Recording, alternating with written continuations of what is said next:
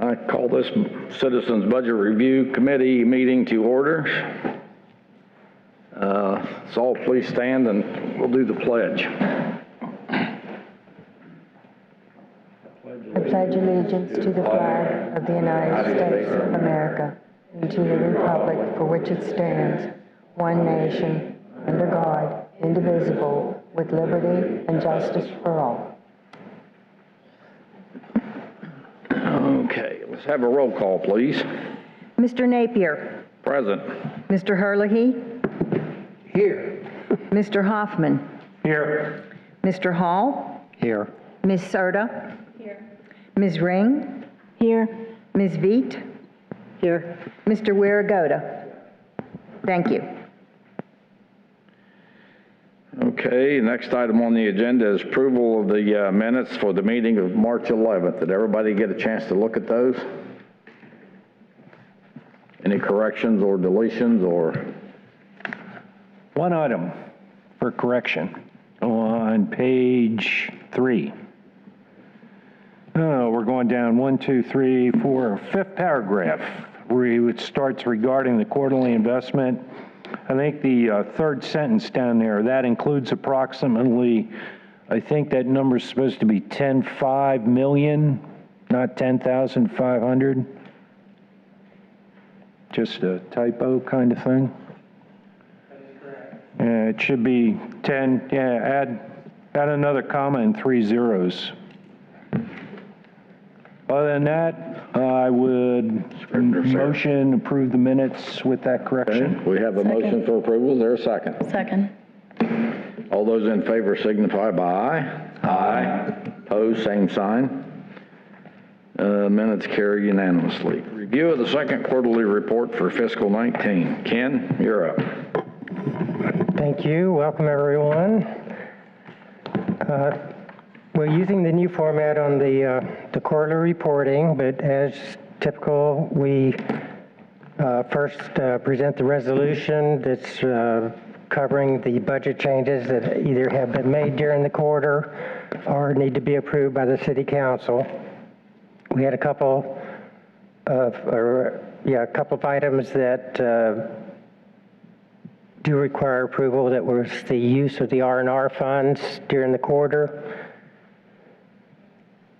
Unless you have questions, I won't go into details about that, but we present all the adjustments between budgets that were, or within budgets that were approved by the city manager, as well as those that were previously approved by the City Council. My executive summary pages, we cover each fund. The general fund, after 6 months of operation, we see that the revenues for general fund are up 61.2%.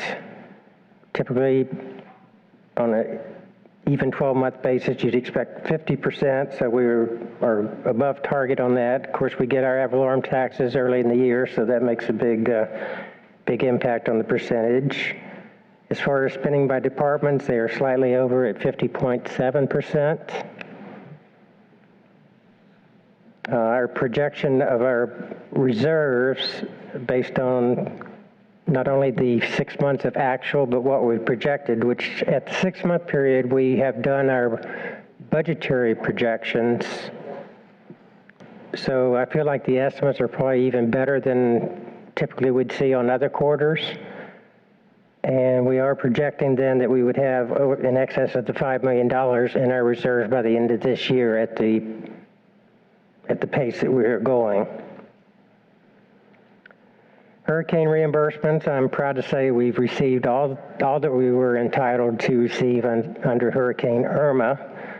We still have $143,000 that are due from Hurricane Matthew. There was some mix-up on the original submission that's just kind of thrown the FEMA and the state into a loop and is going back through the approval process to correct those submitted numbers. But I'm still hopeful that we will receive that money. But we also had some difficulty on some of the backup materials, and there's been a lot of questions about it, so I'm still fighting the good fight to try to get that part of it. But the good news is we received almost all the other claims for those 2 hurricanes.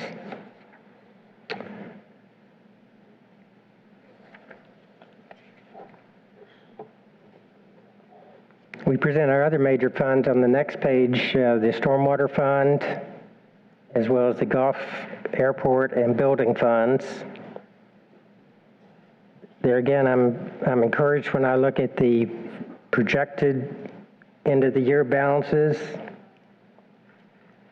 The airport in particular looks better off than we started the year in terms of its beginning resources. The Golf Fund also is pretty much level. They're not going deeper in the hole based on the current year projections. And of course, the Building Fund is in good shape, no concerns there.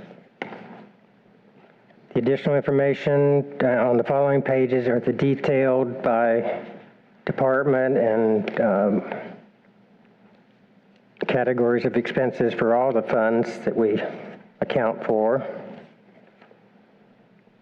We do give you the capital project status report that lists all our projects. There's still several from prior years, and we continue to be aware of the need to close those out at our earliest possible time.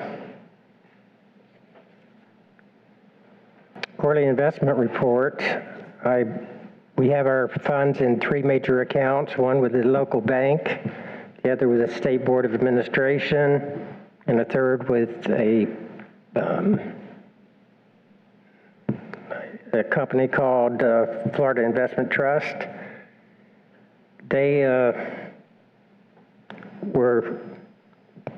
We designed to put some money in their account just to get some additional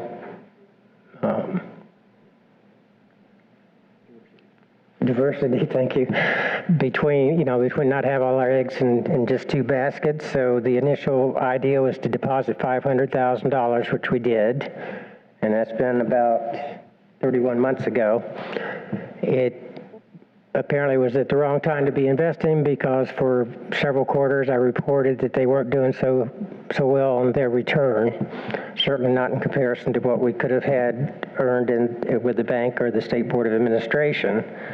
Now there's been a recent upsurge in their returns. If you look at the very last month of the quarter, the month of March, their return based on a annualized basis was over 7%. So their year-to-date and the life-to-date since we've held the investment is looking much more reasonable, and I'm hopeful that their type of investment will ultimately, show some better returns, and we won't regret having placed that money there. The balance of the report are the reports from each individual department on their performance, on highlights of activities that they've had during the quarter. I'd be glad to address any questions or issues that you might have. I didn't have any when I reviewed it. Does anybody else have any questions on it? I just had a quick one on the Clear Village software. The Clear Village software on the project status sheet, we still have 17,000 encumbered. I thought we were kind of done with that whole thing. We are, if I may, we are done with Clear Village. We've started implementing a different software with a different company. There's a final settlement between what we owed them and what we feel like they owe us, and that's still handled, I guess, now by the city attorney's office, and still waiting to be resolved. So we're leaving it there. I don't think we really anticipate having to spend that, because we think it's going to offset our claim against their claim. Okay. For canceling the only contract. other thing was Project A1921 confused me, but it's actually the pickleball courts. I'm not sure why we're calling it the park amenities, but in case anyone else was confused by that, that's what it is.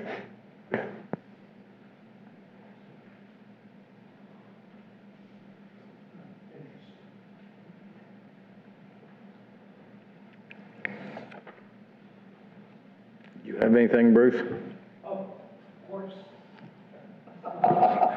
Come on, I actually read this stuff. Question, Ken, just help me out again. On the first chart, the general fund balance forecast. Down at the bottom, what are assigned funds? Again, we only get to do this every so many months, and I just can't keep up with. Your question is unassigned funds? What? Yeah, there's a line item, you have expected reserves, right? After we go through, and then assigned funds. So some of the reserves must be assigned, right? Yes. And what it is, generally accepted accounting principles and our standard requirements for reporting under those standards. When you look at the audit report, there'll be a total of all our reserves, similar to how you would have a private business, you know, your net fund balances. But they do break out and say, well, inventory is not spendable. Accounts receivable or advances to other funds aren't receivable. So those are assigned portions of what your fund balance is. So when we talk about what we've got available for emergencies in our reserves, then I've netted out those non-spendable resources. Yeah, so the net unassigned funds is what's available, you're saying, out of the general fund reserve for any emergencies. If something came up, we could write a check for that Yeah, much and money. if you go to the immediate page before this, and this plays right to you, Ed, we spent $4 million on 2 hurricanes, which weren't major hurricanes, correct? That's So basically, correct. we would deplete the unassigned fund reserve if a major hurricane came through here and wiped us out.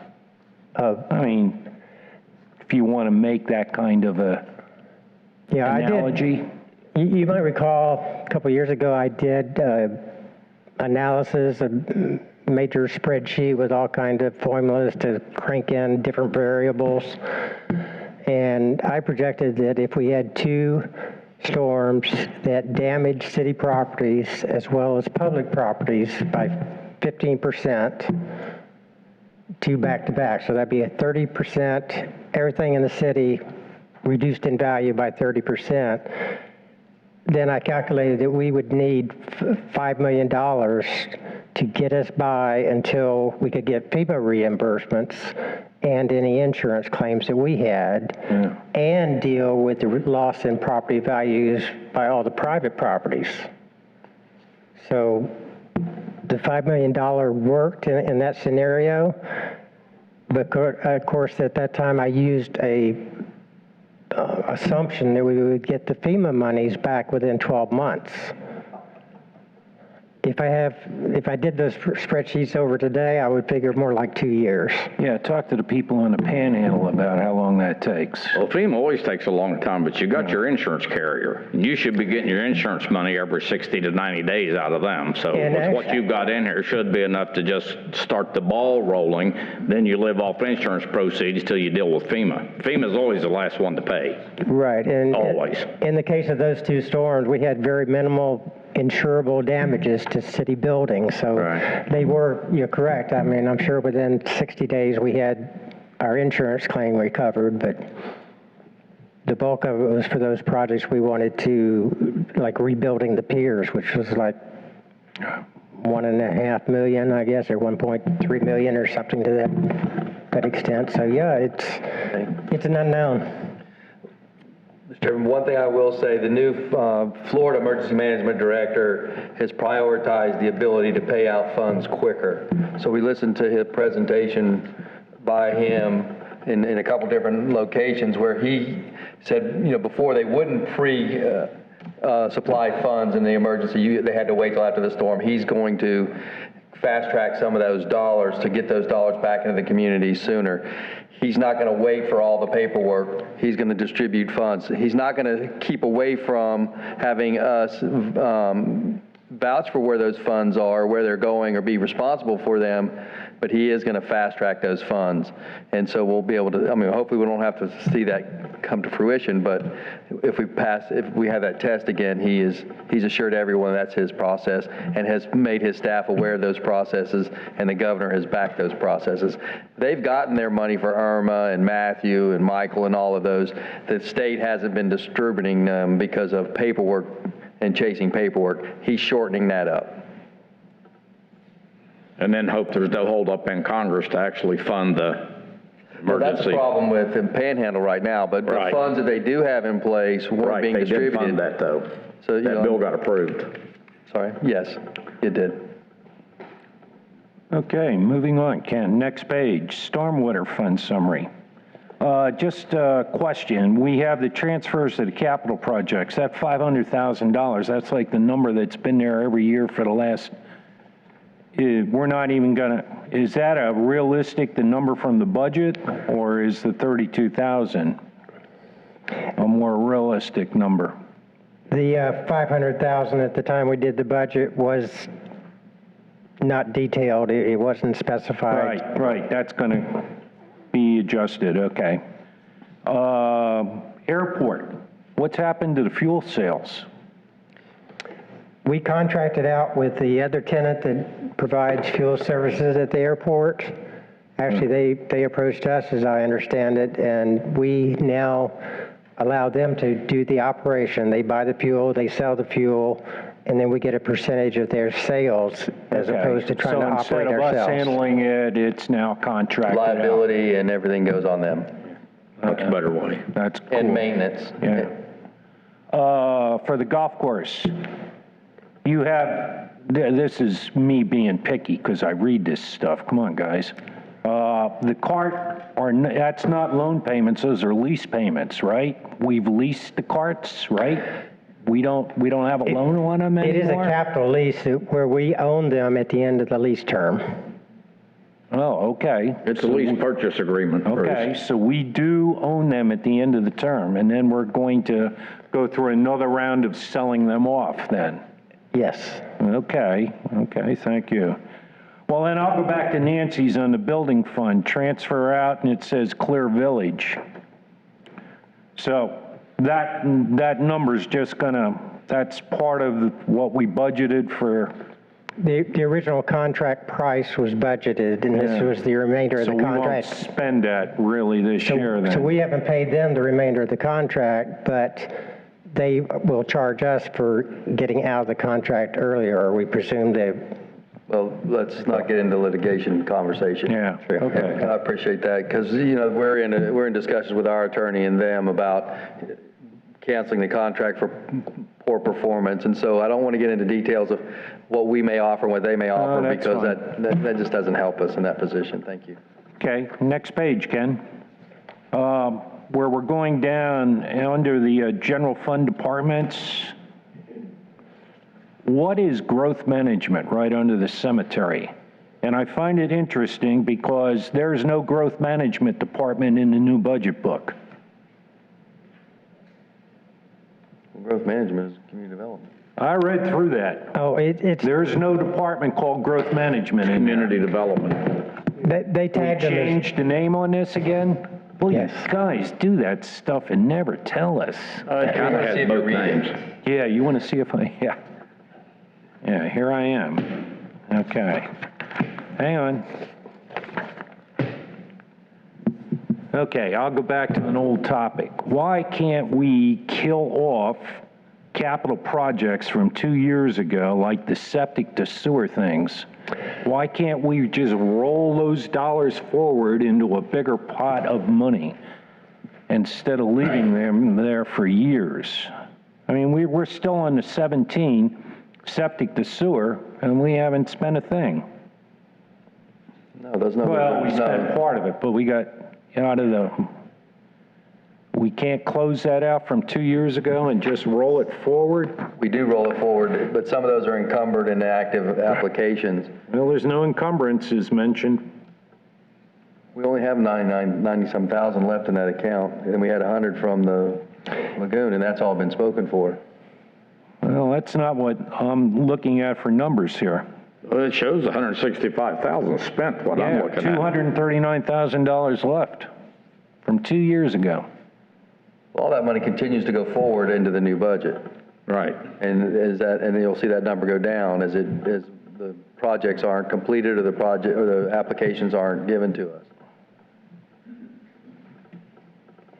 Generally, we do and will be, attempting to consolidate some of those projects we don't want to try to pull a fast one and say, oh yeah, we got all those projects done when they didn't.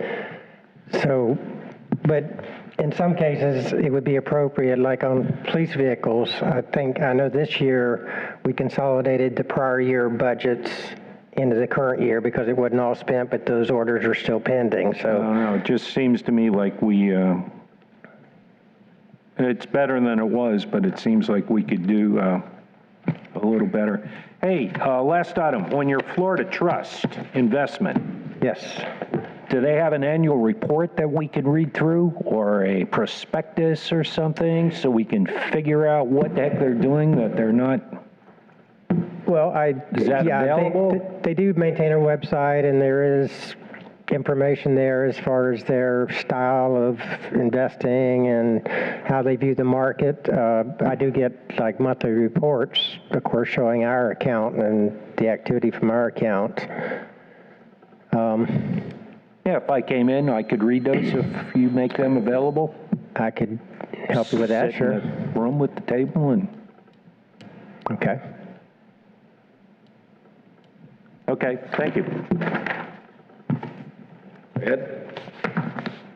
Not to dwell on the subject of the general fund reserve, which is one of my favorite topics. Dwell on it. Dwell on it.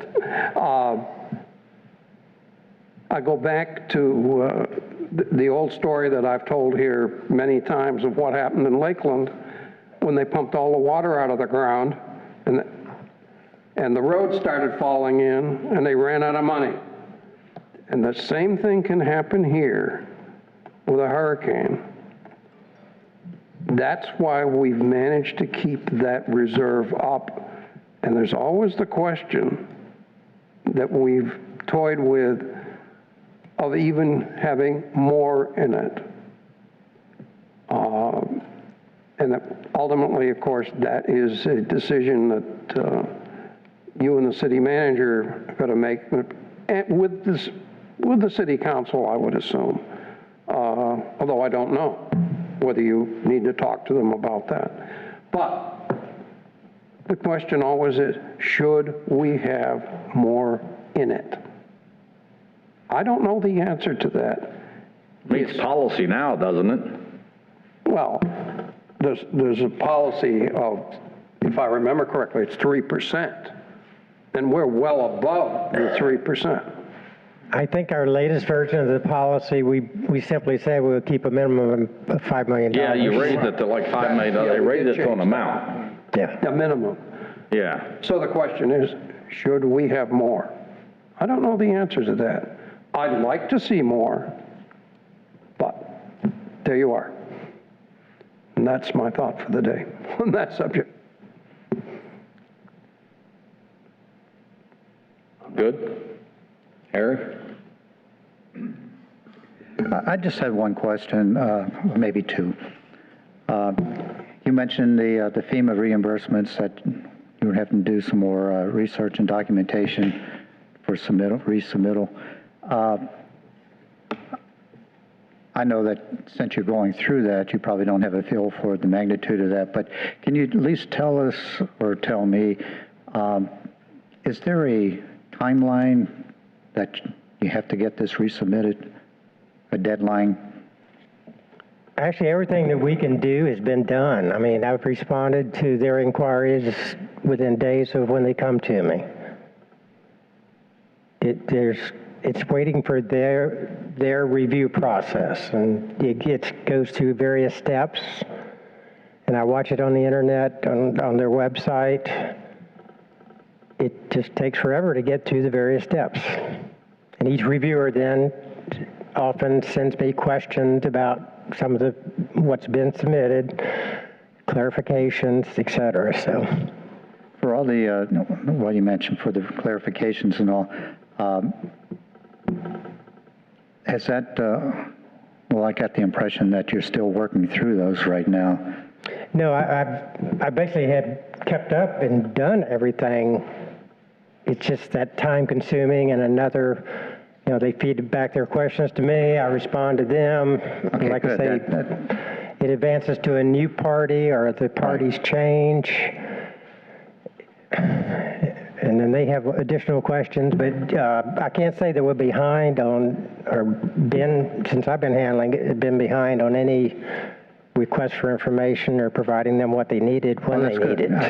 That's good, because before I was hearing it that you were in the process, so that's good that it's already done. I do have one request. When I was looking at the capital expenditures, it seemed like there were some items that doesn't show any expenditures for this fiscal year, and of course, I don't know, they may be encumbered, but at our next meeting, is it possible that we could get an update on where we are on some of them, timeline-wise? I'm not sure I understand. Well, when you go down the list of them, you'll see some that have no activity. And being halfway through the fiscal year, if there was some comment like they're encumbered, we expect some works. Okay, you're suggesting just more of a narrative on each project about status? Looking at the list, it's hard to report. tell on some of them where we stand. And that was on my only request. We'll consider doing that. Just a quick one. Appreciate it. And that's If you all look I into had. department stuff, you'll see what they're working on. True, and if there's nothing being worked on, it'd be nice to know that they anticipate in the next couple of months of doing X, Y, Z, is all. And that's all I had. Okay. Amber? No questions at this time. Andrea? Nothing, thank you. Okay. Presentation of the draft budget. Ken, you're on again.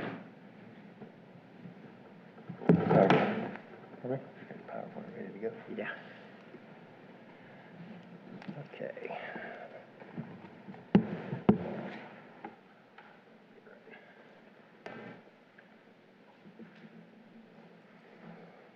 Okay, this is our presentation of the draft budget.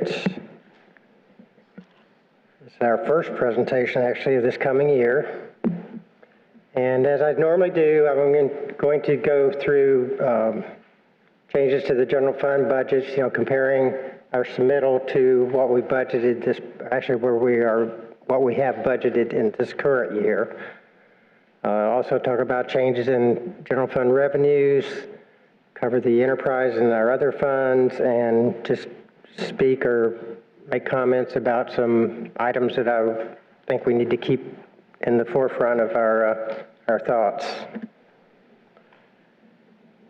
Of course, with the general fund, we're a service-driven organization, so we have personnel as being a major part of the cost. We did look at adding a senior planner position this coming year and a public works director. Now, the public works director, we would be carving out the roads division as well as the stormwater division, and that person would focus on those two areas, whereas our current public facilities director would maintain the other divisions, such as facilities maintenance and fleet maintenance.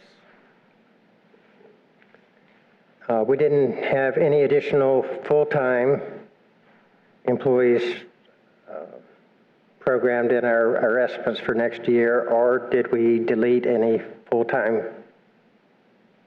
positions?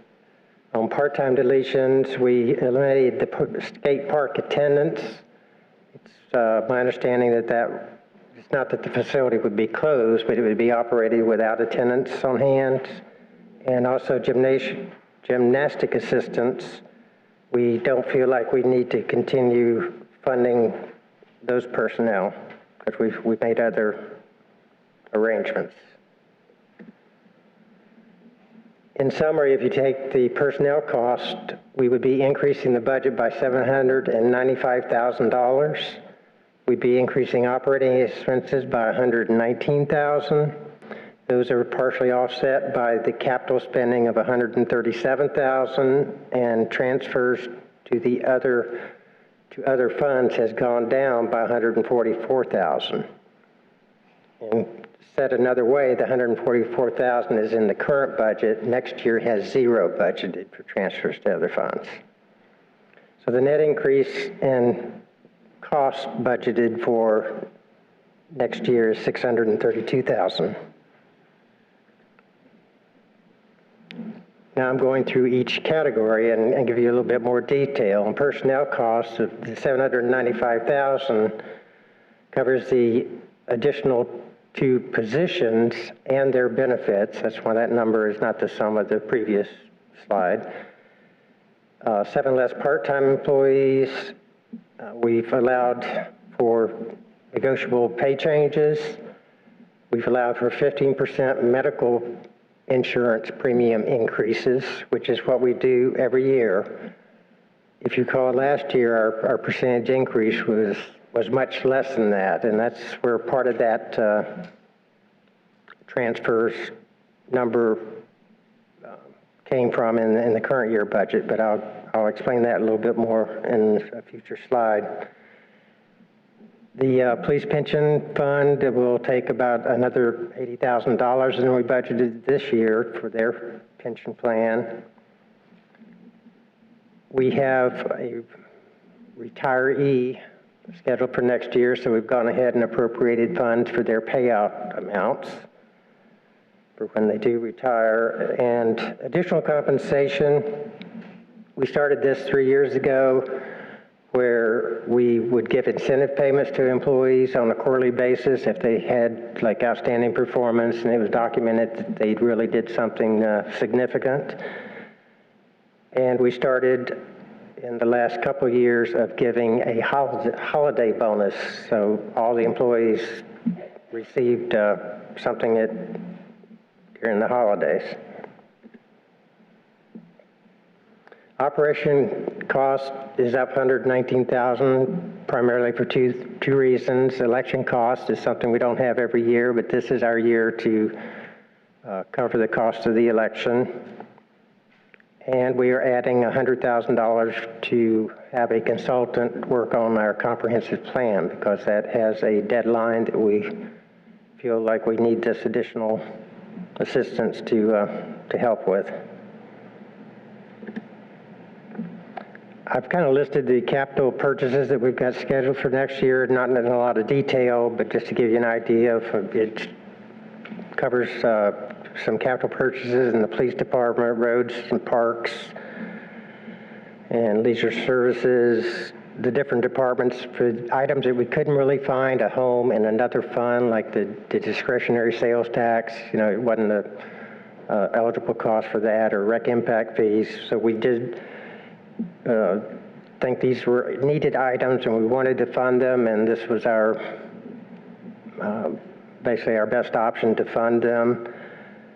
Compared to last year, we had budgeted $371,000 for capital funding, so it is a reduction over last year's of $137,000. That's where the one of the methods we used to balance the budget.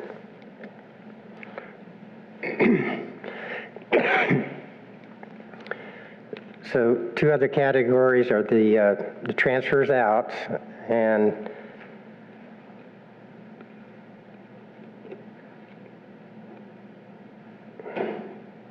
Well, the transfers out and contingency, I called it together, is 144,000. Of that, 26,000 were actually transfers we made to the CRA fund for items that that needed to be covered from the general fund R&R account. And we had items that at the end of the year, they had been budgeted last year as capital items. They were ordered but not received until this year, so we did carry forward those amounts, and they show up as transfer out in the current year to cover the cost. It was really a last year budget item. So with our health insurance savings from what we budgeted last year and what it actually ended up with, what our rates actually ended up being, we had $118,000 of savings. So at the end of the budget process, we had everything in order, and those funds were set aside as a contingency, so to speak, and it was for additional stormwater projects that were not specifically defined. End result is none of those projects were actually or there weren't projects defined to use any of that money out of general fund this year, so that would be returned to fund balance. Generally going through revenue changes, I got the preliminary tax estimate from the property appraiser. It showed an increase of about 7.5% over last year's final taxable number. What we don't know at this point is how much of that is new construction, because that affects on how we compute the rollback rate. I assumed that we would get the same revenue, in other words, go with rollback rate, and assume that if 4 million of that 7.5% was actually new construction, that would give us $11,000 on top of. In other words, we'll be rolling back the millage rate, but of course we would get the additional growth monies. I should know within about 2 weeks what the final DR 420, they call it, the certified values come in at, and would have more intelligent estimate perhaps, but for now that's what we've used. Electric franchise and utility taxes, I basically estimated what the current year revenues would be and assumed a 4% increase in next year, which is pretty much what I've done every year. Assumed a 4% because it seems to be a pretty stable and dependable trend. State revenue sharing actually would be less than last year's budget because the current year estimates are not coming in as high as I budgeted for that source. So it's actually less than what we budgeted last year, although it's 4% more than what we expect to receive this year. So really we're looking at a pretty sizable reduction in that revenue source if my projections hold true. Half-cent sales tax, we assumed a 4% increase there for $121,000. The airport in the current year is paying $25,000 back to general fund. For the members that have been with us, you recall there was a $200,000 legal expense bill that was paid by general fund 11 or 12, or actually probably 12 or 13 years ago. We started paying that back on an annual basis. The $25,000 brings we're paying $40,000 this year, and that brings the balance of the loan down to $25,000. So actually we'll be expecting $15,000 less coming as a repayment from that airport loan. There were some other charges and various other, all the accounts we used to the charges to other funds as well as charges to the public, total $149,000 increase. This is on the next item is the $143,000 still anticipated from Matthew. fully expect to receive that. We programmed it for next year. If it comes in earlier, we'd be happy. Interest income, we're doing much better with the returns overall, so I've projected an increase of $91,000 there over the current year budget. All the other revenue types total only about $7,000, so we get $632,000 additional in revenue, and as you recall from the previous slide, we had $632,000 projected as additional expenditures.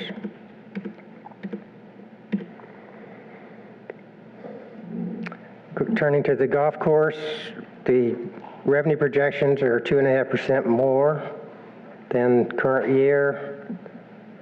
We expect to continue to benefit by the improvements to the restaurant and the other improvements to the course that have been made. We're relying on the $30,000 lease that we have on the restaurant. The $106,000 at the airport is due for the property the golf course is renting from the airport.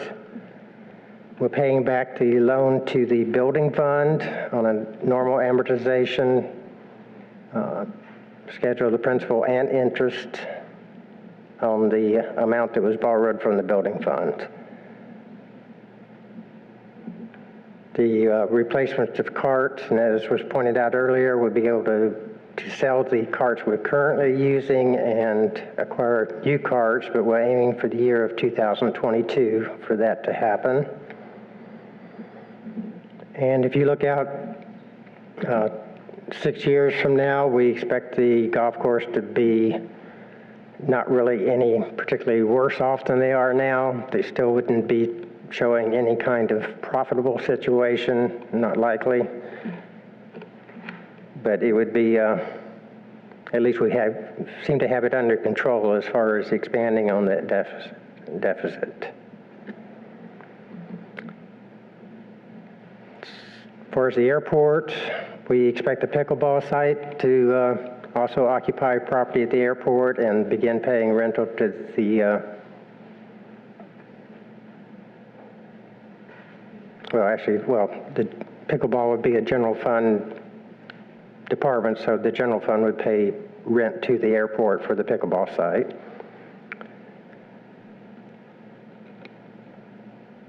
The shade hangers, as well as some other revisions to this lease agreements at the airport, would add additional fund. We're doing quite well there. And as I mentioned, the airport would pay $25,000 towards the $200,000 loan from general fund, and that would be the final payment. We're paying the DST loans that were taken out from or for the airport to construct the hangars. And if you look out to 2020, the year to 2020, the forecasted deficit should become positive, which is next fiscal year. By then, I think we would be showing a positive balances for the airport. Building fund, we are be receiving the principal and interest on the golf course loan. In the current year, they had a building inspector position that was anticipated to be needed, but they have held off on that because of their activity, and they're managing to handle the activity with the current staffing. So we have rebudgeted that slot for next year, but there is some discussion about reorganizing the staffing, and it actually would be a savings, as I understand it, for their payroll cost out of the building fund. So that's still being considered. You may hear about that in a future presentation.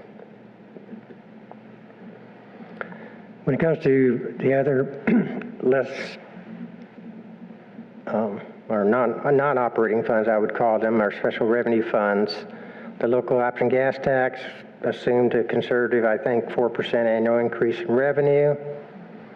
We're taking all the road resurfacing work that a paving study that we have received this year, as indicated, would be needed over the next 6 years.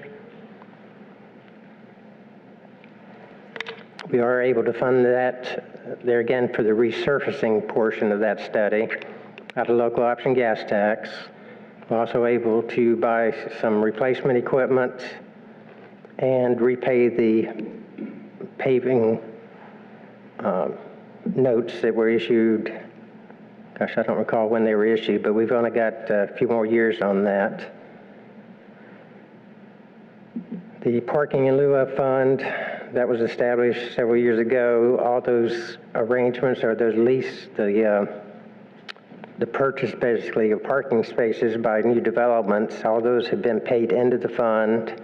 That with interest has, by the end of this year, we expect to have 55,000, almost 56,000 available. Right now, we're not programming any kind of improvements with that. It should be used towards the additional parking in lieu of those developments being approved based on that commitment. Discretionary sales tax, we cover a lot of areas, a lot of necessary items. Don't know what we would do without these funds. Yeah, the final, well, we do have the DST paying off the stormwater bank note, and that will end in 2022. That could be considered because the stormwater, those were stormwater improvements made using the bank funding. So it's an eligible DST expenditure. I won't go into each item here as far as the item. I do need to mention that the major road reconstruction portion of the study the consultant put together is being taken out of DST because there you're rebuilding the road. You're not just doing a resurfacing, so that would qualify under DST guidelines. The relocation of the Public Works compound is something that we've initiated study on and design of, and we would have that programmed out of DST funds. We've got $500,000 set aside for seawall repair and replacement. That is subject to the need arising during the year that some of those seawalls would have to be addressed, not an entire project. But just as a policy, I think we have determined that we would repair or replace those as when we were responsible for them from the funding from DST. Can I clarify? Council hasn't quantified how that project's going to go forward at this point, so we haven't determined the total responsibility yet. So that council's still waiting to get a true report on that seawall condition before they determine how that will be handled. So council hasn't given staff direction on how they want to handle those other seawalls at this point. Okay. Another major item is hangar deconstruction at the airport. We have some funds already secured from the FAA and the FDOT. So this would be the required matching for the second year of establishing that funding, so they can proceed now with the funding in place on construction of Hangar D. Riverfront CRA Fund, using those funds for special events, sign grants, and the sewer connection program. We are allocating the manager of the CRA a large portion of her pay and benefits, and we are covering the cost of the landscaping effort required in the CRA area to keep that area in good condition. Recreation Impact Fee Fund, we have the funds budgeted for the completion of the pickleball facility. The Parks and Rec Board has requested, and we did the same this year, to allocate $5,000 to each of the 4 zones. And they understand, and I've made it clear that this would have to be for improvements two facilities that just weren't budgeted for, or weren't thought of, but it would give them time, or give them the ability to move forward if there was some amount of improvement in a particular zone, 4,000 or 5,000 or less. They understand they can't use the 20,000 in any particular zone. They would have to be specific to that zone. They're working on parks, making park signage uniform. So there's funds allocated for that purpose. Work at our facilities at the Barber Street, the bleachers, dugouts, and fencing would be upgraded, and playground improvements would be done. And as they do these additional playgrounds, I made a note that it would include all-inclusive playground type features, so that we cover that need. Stormwater utility fund, we've got equipment replacements scheduled. We've got an assumption that we will get FEMA grant money, hopefully, to improve the stone crop area using grant funds, or 75% provided by grant funds. As we do the roadway work, there would be a need to do stormwater improvements along the edge of those roadways, so we did allocate funding each year to cover some of that. And we've got some major projects scheduled out in the future years that you'll see in the budget detail. I did not list them here, but they are scheduled out over a 5 or 6 year time frame, as we could basically afford to do those.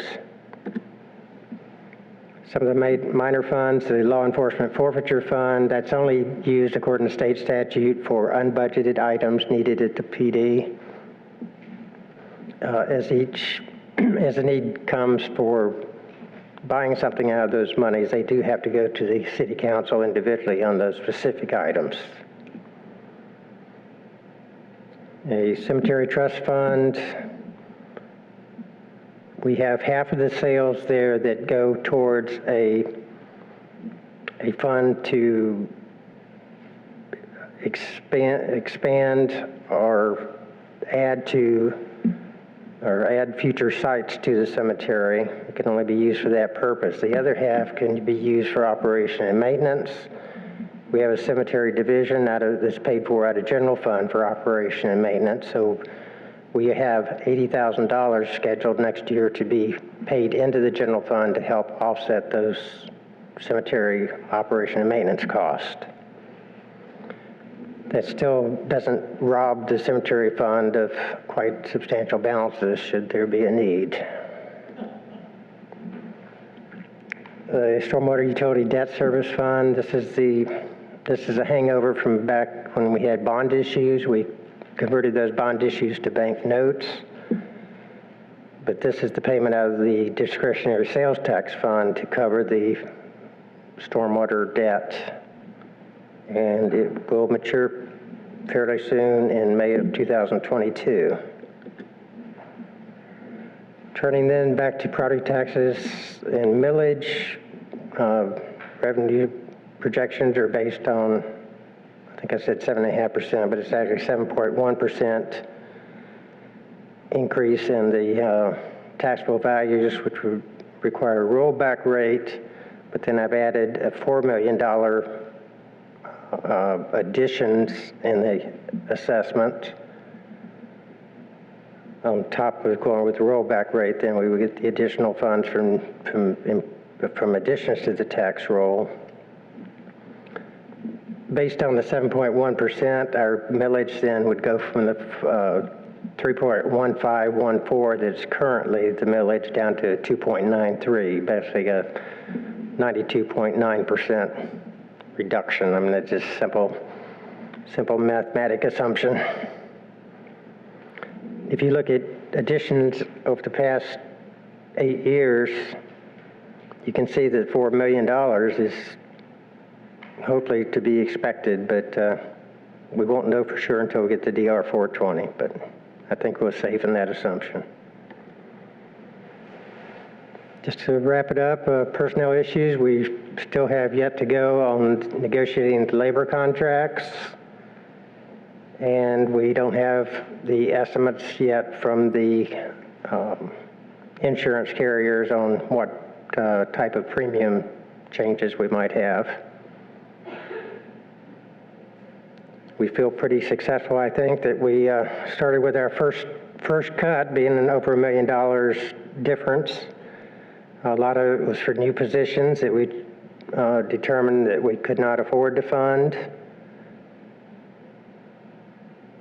We did some hard work as far as looking through revenue estimates, trying to make sure that they were solid, as well as cutting some of the department's operating account requests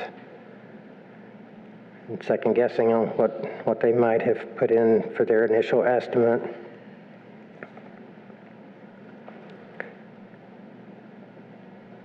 So it is a draft.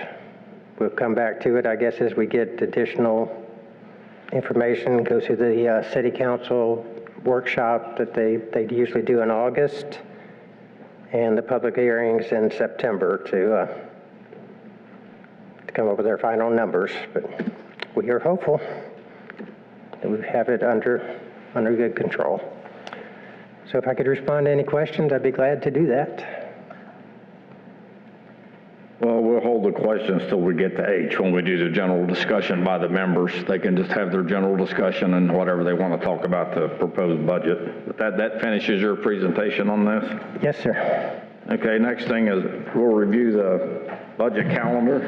I hope everybody's got that with them for the next meeting. I think the next meeting is scheduled July the 8th. Correct.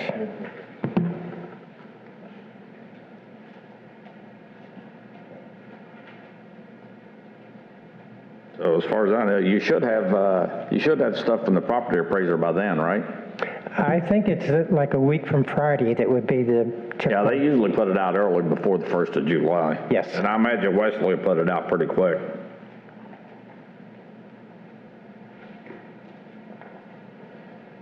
And then the next tentative meeting after that is the 15th. And this tentative budget is funded at rollback right now, right? Correct. Okay. So I guess we'll just leave the meeting schedule the way it is and meet on July the 8th. We should have a final information by then.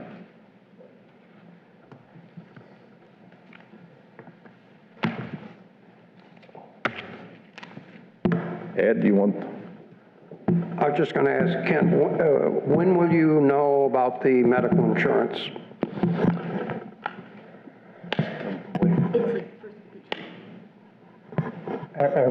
Our meeting with the consultant is like the first week of July. So, but I would think by July 8th, we would either know what's being offered or be able to update on whether we try to pursue some other changes or negotiate further or what action we need to. They usually give you 45 days notice when they're going to increase their premium, right? So that means it comes out sometime around first part of August, middle of August. Generally, you may get yours a little earlier because you've all got over 100 the end of employees. August, usually when we come to the council and they give a presentation and say this is the results of their. Well, right now he's got 15% in the budget to cover the tentative increase in health insurance costs. Right? We hope, yes. So about the meeting on the 8th, everybody good with that? Harry? I got one question before we do that. It's on the seawall repair. Will we know by the 8th how the council wants to go on that? No, we won't. Probably not. The report for that seawall was haphazard at best. That was done a few years ago. We need to go in there and do a systematic approach. Half that seawall you can't even see because of the overgrowth. So there was a proposal done that every piece of property out there had a $34,000 repair, whether it needed repair or not. So when I looked at the seawall, there's sections that are in intimate failure. There's some that have failed. There's some that may fail. There's some that's been damaged by property owners. There's a whole slew of circumstances out there. There's no way that's going to get done by the time this budget's even adopted. Right. So we have $500,000 in there for emergency repairs if we need it, if council wants to go that way, but to just go in there and start replacing seawalls where there's some places where the seawall's already been replaced. Yeah, you don't So want to you do just don't want to go out there and spend money saying, we're going to replace all the seawall because we did it here. I mean, that's not a good use of taxpayer dollars. Let's do it where it makes sense. Let's come with a fix that makes sense, and then we'll figure out, council hasn't decided whether the city's going to pay for it all, is it going to be a cost share, and I'm not putting ideas out there, I'm just saying those determinations have not been determined. Is it going to be done through a grant process? These are all things that have been talked about, but council hasn't given us direction on how to do it yet. The worst case scenario, $500,000 a year. We got money to fund it, yeah, to get it started. If need be. You couldn't do much more than that in a year anyway, probably. Depending on what. That's a lot of work on seawalls. Anybody else? Is everybody, I guess, consensus of the committees, everybody's okay with the meeting on the 8th? Sounds good to me. General discussions by members. I'll start at the other end. Andrea? These are mostly comments about the budget, tentative budget. Tentative budget. Just with the seawalls, though, I would love to see something like we do with the roads, because I do not know the canal system at all, and I don't know if you can do it, each section needs to be color-coded and in a map, because I really don't know the canal system at all. So that was just a question. Thank you. Thank you. That it? That's it. Thank you. Amber? I had a question on skate park attendants. You're nixing those positions. I'm not familiar with who's liable for anything that would happen there. How would that work? So we've done extensive research on this. The cost for us doing the skate park, they pay $1 and we're paying significantly higher than that for them to be there. The dollars don't even make sense. We did a study on throughout the communities that have skate parks, and there's a process where they sign a waiver and they get a sticker so they know they've signed the waiver, and that absolves us basically of any liability. It's like anything else. You go to the park, you play on a playground. Okay. We don't have attendance at the playgrounds. So there's signs that we posted, and we've run this through legal. If skating is inherently dangerous, and play at your own risk. Go to a beach without a lifeguard. There's signs posted. So we're spending a lot of dollars for skate attendance, and most of the time there's no one there skating. But we're still paying the dollars. So would they come to the city to sign the waiver? I'm sorry? Where would they sign the waiver? Here. They come to City Hall. Okay. Or at the community center, either one. Okay. And then for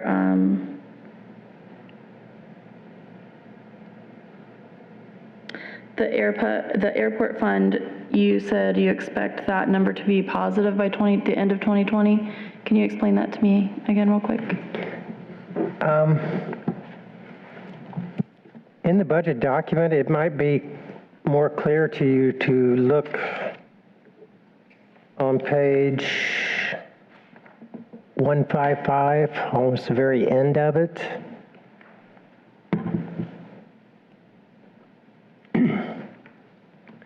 You can see on the chart, if you look down at the bottom of the page, we ended last year and came into the beginning of this year with about 133,000 negative balances. In other words, it was a deficit operation. With what's happening in the current year, that should be reduced to 117,000. And then when you look at the projection for next year, by the end of that year, it should be a positive almost $5,000. Okay. In other words, they're building up their financial condition more like what we'd like to see. Yes, I agree with that. I think that's it for me. Thank you. Harry? Well, I want to start by saying I like what I see in the tentative budget so far. I do have 3 questions, just for information. One is, all the departments, are there any major items that were not approved to be in the budget or were deferred to a future year? Just major items. Yeah, I think as far as capital expenditures go, for the most part, we were either able to move them out to future years. In other words, they won't get it this year, but maybe the year after or the year after that. Or we were able to fund it out of DST funds or, make other provisions so that they still were able to get what they had requested. I think on operating costs, they probably wish they had more room in some of the accounts. I think we cut them pretty tightly as far as those accounts where we generally find they don't really need it, but if it's there, they'll spend it. So, but none of the capital items that were pushed out to future years would end up. I can't think of anything major really that wasn't. There were some vehicles, but what we've asked our shop to do, our garage to do, if I may, is come up, you'll hear this from me all the time. I like planning. I like to be able to project. I think it's a good budget strategy. So we're putting together an imminent 5-year replacement schedule with an estimated cost, with all the costs that they've put in to maintain those vehicles. So we can say, listen, we want a new vehicle, but does it really need to be replaced this year? The mechanics that work on those vehicles are going to tell us and project when those vehicles need to be replaced, and then there'll be a dollar figure placed in next year and the next 5 years. So some of these vehicles we have pushed out 1 year while we're doing that study. If something happens and that vehicle fails, we'll find a mechanism to bring it back into this budget year. But we had to balance the budget, and to balance the budget, we need to do it smart. And we don't want to just buy things to buy it because people think they need it. Let's be able to defend it, always. Also, the Law Enforcement Trust Fund, what's the balance in that, approximately?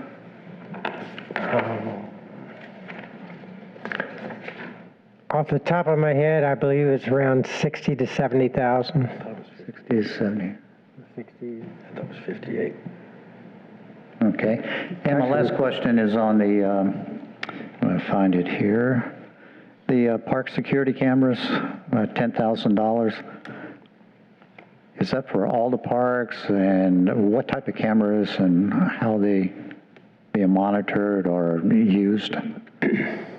My understanding that was actually at 2 sites. There were actually 2 camera systems at 2 locations, I think, Schuman and Hardy. are the worst areas. Hardy Park, wasn't it, for vandalism? Hardy Park And Schuman. definitely rings a bell. And Schuman tennis courts. And Schuman tennis courts. And they'll be monitored by the police department. I'm not going to say how. Okay. My question here is, I like the idea of cameras. And is that something that we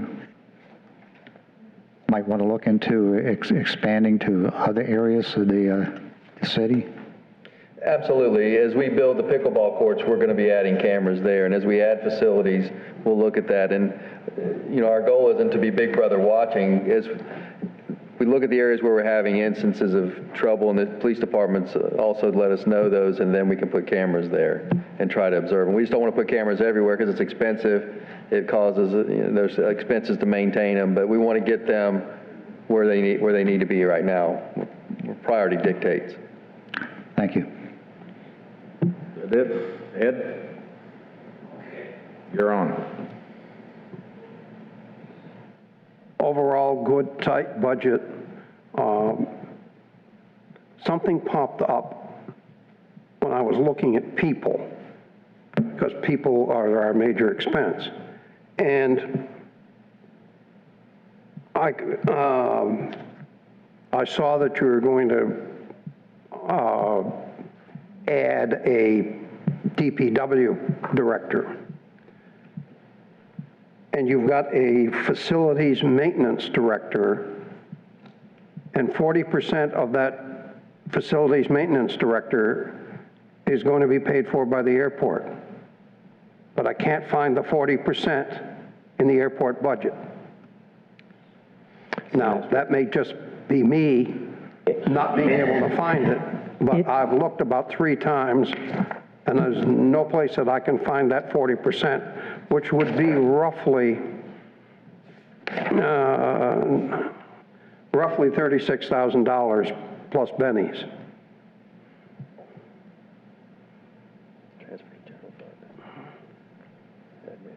Right. It's labeled under the airport budget as administrative services provided by general fund. There is an increase over this year up to, well, from 72,000 to 93,000. But actually, up from the previous year at 45,000. So.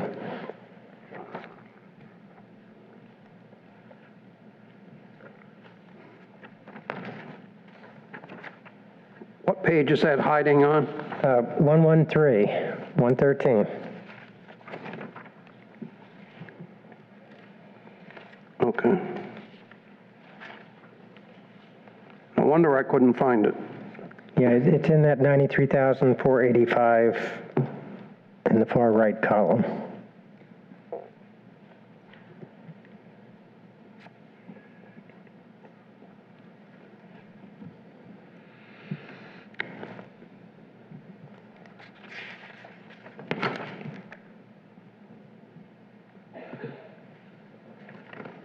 Okay.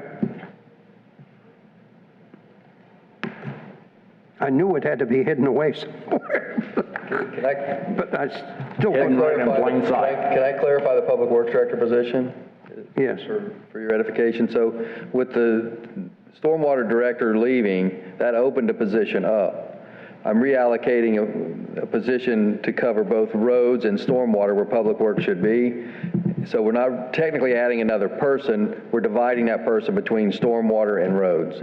So it's not a true addition of a person. It looks that way in general fund because we're funding it 50% from stormwater, if that makes sense. As a fund back to stormwater, from stormwater back to general fund. So the facilities director, who was also at one point the DPW director, am I correct so far? Correct. Will no longer be the DPW director, will be the facilities and the airport director. And fleet maintenance. Okay. Which All is the right. way it should be. This is my opinion, is I feel the public works should be the roads and the stormwater where infrastructure takes place. Facilities, and that should be under public facilities. As we add facilities, that job is going to grow with the public works compound and all of the other things that go along with it. And the airport is growing, and the grants that are coming with that. We just got another $1 million allocated in appropriations for another hangar. So that person's going to spend a tremendous amount of their time with the construction of the new public works facility, with the construction of the airport hangar facility. We're finishing the taxiway construction. We're working on getting storm or sewer out to the airport to fund the industrial site on the northwest side of that airport. So there's a lot of stuff that needs to go on in that airport, and it's paying off. It's paying off big dividends, as you can see in the budget. So we want people to be focused where it's going to make sense, to bring revenues back into the city to make that airport be what it was supposed to be. And it's coming true. It's I'll buy working that. out. I'm sorry? I'll buy that. I like it. Yeah. Yeah. Thank you. It's, well, I said it the last time, it was on my little soapbox. We, at some point, we got to start telling the public that we got space available to lease. Please. We've got fallow land lying out there with utilities on the east side. Well, not necessarily. I have a little bit of trouble with electric on that side over there right now that I didn't realize was that way. So we're working on that as well with FP&L. Is that the business with the pickleball that you had to spend the extra money? This is correct. Just to get the power to the pickleball. Huh. So, but that's just a logistic thing that we have to work through. We're getting there. Okay. I'm done. Okay, Bruce? Okay, Ken, Couple of questions on the non-departmental page, 41.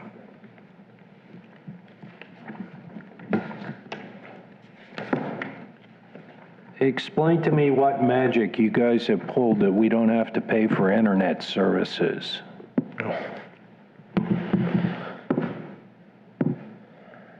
How'd we go from the last 4 years paying $17,000 and now you're down to $3,000 and next year you think it's going to be $600? We're getting rid of all that T1 lines, but I don't know what else we could have. Is that what that is? I can't explain that. I don't know. Well, Barb was talking about the internet. It was something to do with that old.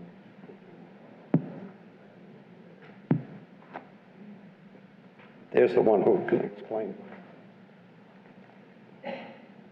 We'll have to get back with you exact. There was some conversation we had with our IT director regarding T1 lines and some old internet, but I don't have the exact answer. She's behind me. She might be able to answer it. Yeah, she looks like she's ready to answer. I don't know. Oh, question. She wants to know what we're...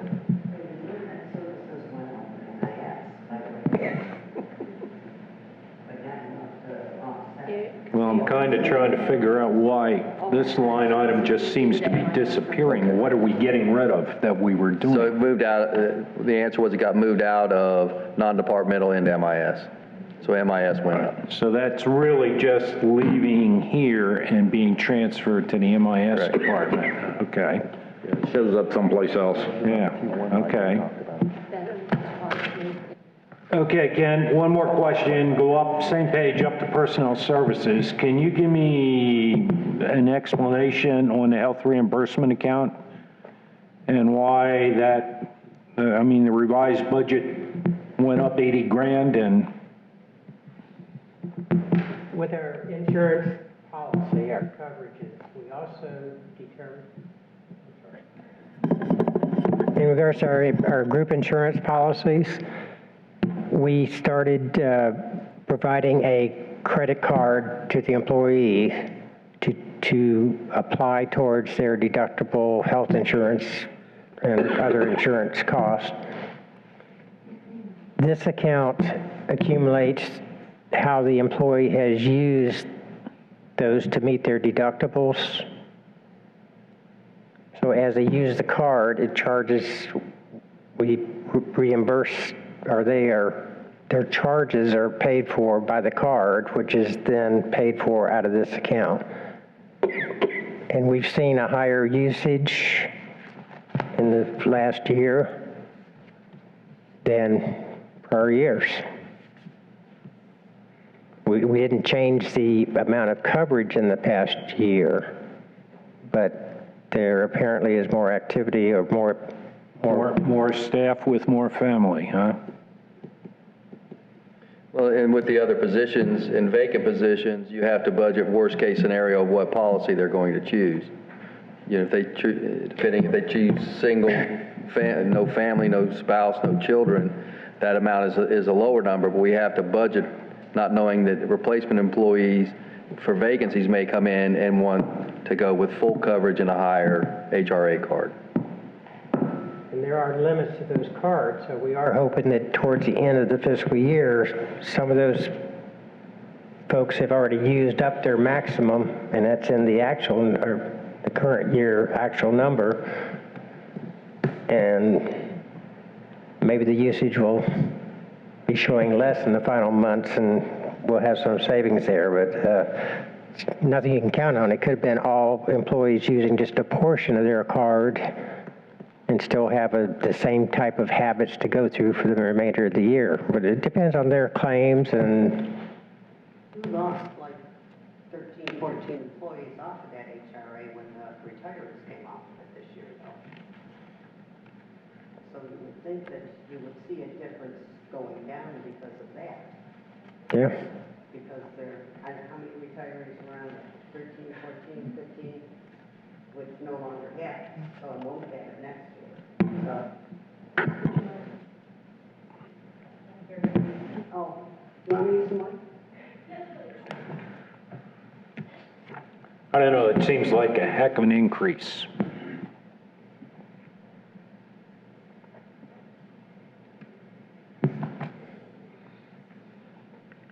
just an uncontrolled item on the budget?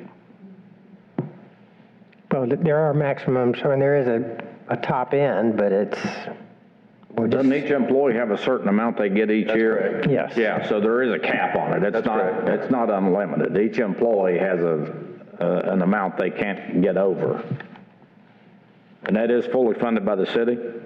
Correct. Yeah. Yeah, quite an item. Other than that, I'm fine.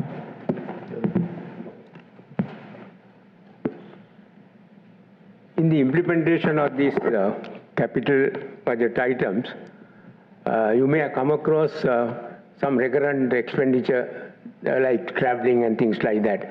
Do you charge that to the capital budget or do you have a separate item for that? For travel? Travel's not in the capital budget. Am I understanding you correctly?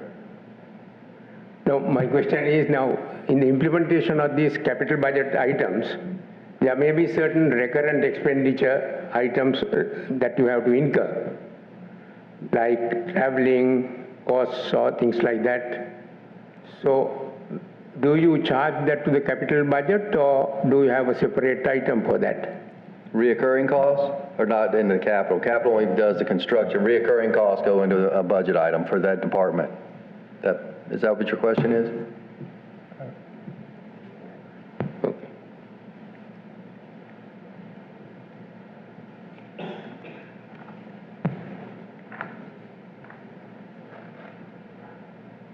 That it? Okay. You finished? Okay. Nancy? Thank you.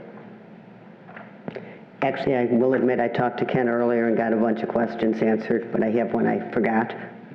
Was under the non-departmental, what is the $20,000 for the group health insurance? The first item on there.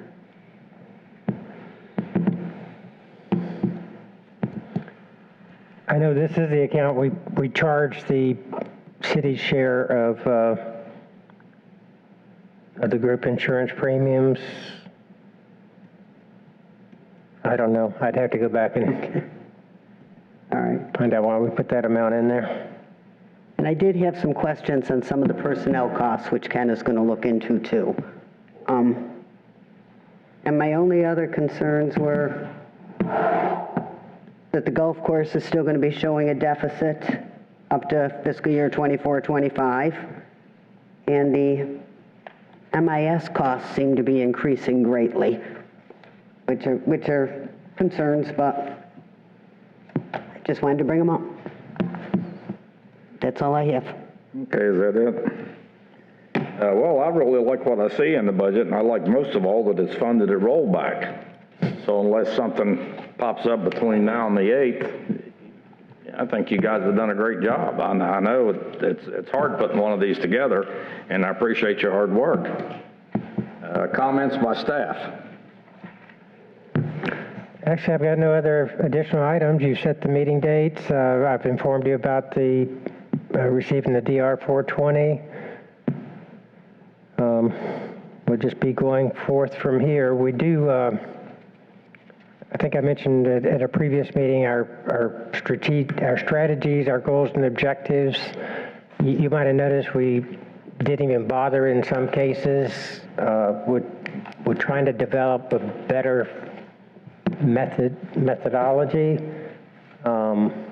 It most probably won't be done in this budget year, so we may go back, try to kind of do the same old thing we've done to fill in those blanks on the budget sheets. Because we go for the budget award every year, which we've been notified that we did receive it for this last year's budget. It's 15 years in a row. So we need that kind of information to convince the people that reviewed the budgets that we're doing probably a better job than we really are getting done. But we're working on getting better, and city manager's one of his major items or goals, I think, is to get that in order and get some strategic planning done that's been lacking. So I like the changes we've seen so far. Getting better and better. Is that it? That's all. Anyone from the public like to address the committee? Please come forward. Give your name and address for the record, please. Good evening, members. My name is Those mics on? Hello. My name is Pamela Paris. I reside at 512 Gerald Street in Sebastian. I'm Vice President of the Sebastian Property Owners Association, a 35-year resident and a realtor. And I'm late for a meeting, but I have one question that I think all of the residents and voters will be curious about, and that's this new funding for the election. So if that can be explained, I think the figure was $40,000. I'll look for that in record because I do have to leave. But it was curious to me. Yep. Paul, you want to take that I can on? answer real quick. So in an election year, when it's not a general election or a countywide election, the city is responsible for all costs of the election, from the polls to the poll workers to the advertising, all the public notices, all of the staffing levels are all incurred costs by the city. So there's no cost share from the state or from the city or from the county. So the city has to endure all those costs, the mail-outs and everything. Mail-out ballots, ballot counting, all of that. Okay, that answer your question? Okay. Anyone else from the public? Good luck. Mr. Gilliams, please come forward.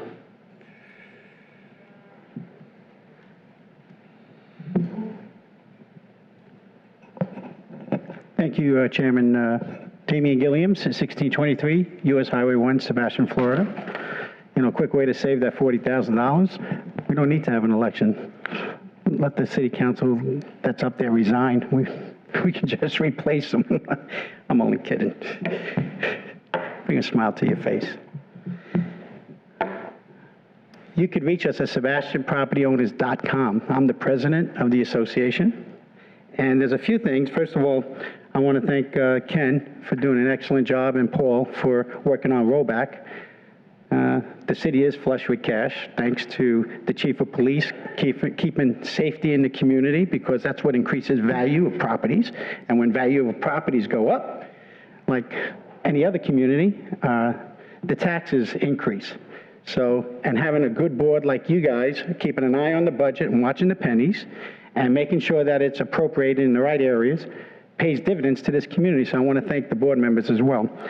Before the meeting started, I did give you a sheet, because at the last council meeting, the chief had acknowledged some of our police officers that ran into a burning house in our community. And I thought it should be somewhere in your police budget, and I was looking at the police budget, and I didn't see anything in there for, I see a heavy equipment, 145, well, let's see here, police, road patrol equipment, $60,000. Now, if we could put a respiratory unit where you can go into a burning building, which 3 of our officers just did recently and saved somebody's life, they're the first responders. And if we can allocate 100 and change, I think it's $165, and put one of these in every police patrol unit, because they're usually the first ones to respond, Mr. Chairman, we can save a lot of lives if there's more fires in this community. I think that's a small investment that pays big dividends. We had our offices in jeopardy, running in and out of that burning mobile home. And if they had that unit, they could have thrown that unit on, went in, and not have to go in and out 2 to 3 times. So if you can find it in your heart, with all the additional funding that you have, to stock every one of our patrol vehicles for the officers, a respiratory unit that's approved by the federal government, and I'm sure the chief will review it. I gave her a copy of it as well. I think that would be a real compliment to our police department.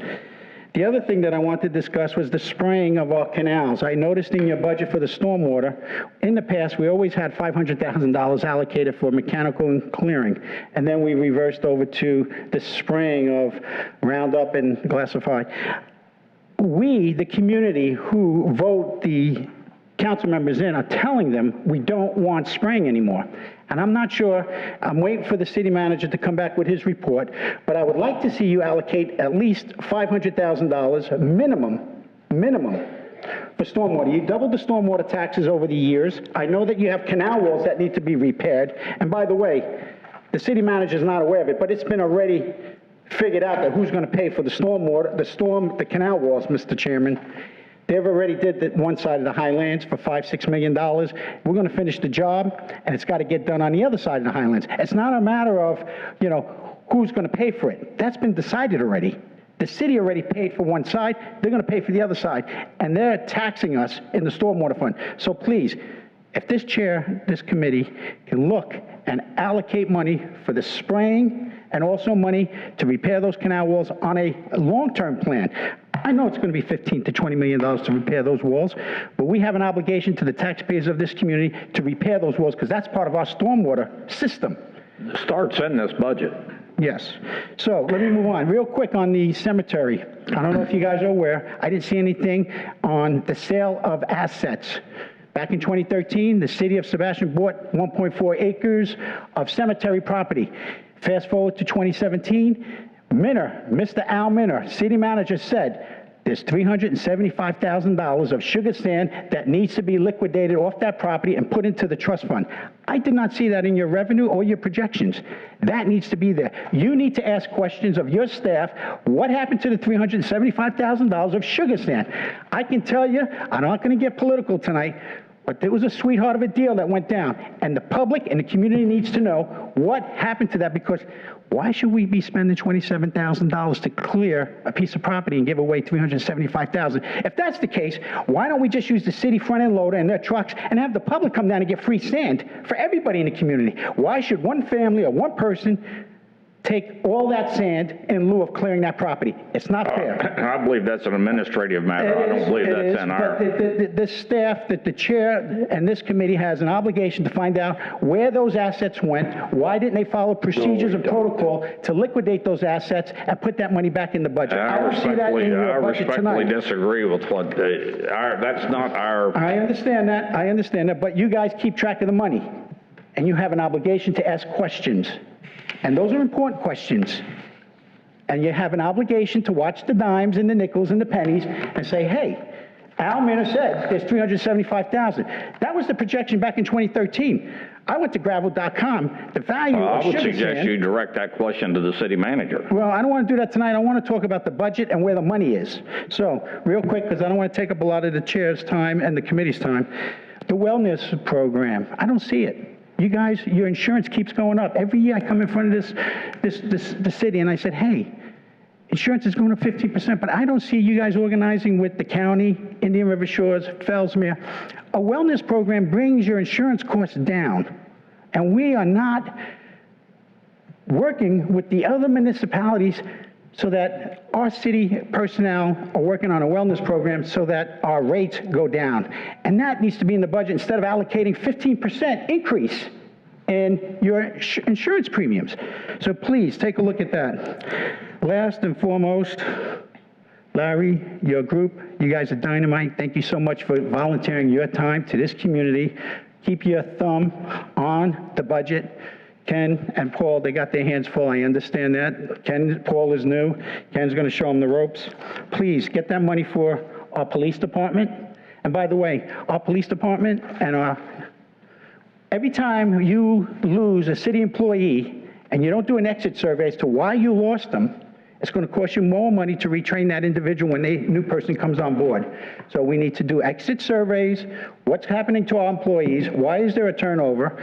And if it have to give more money in the negotiations of the contract, the union contract, for these guys to stay and live in our community, then we've been abusing them for many, many years with the hurricanes and saying we don't have the money, we don't have the money. These guys deserve to make a decent living wage, our police department and the city of Sebastian communication workers. Thank you very much, Mr. Chair. Thank you. Any other person from the public? Seeing none? We are adjourned.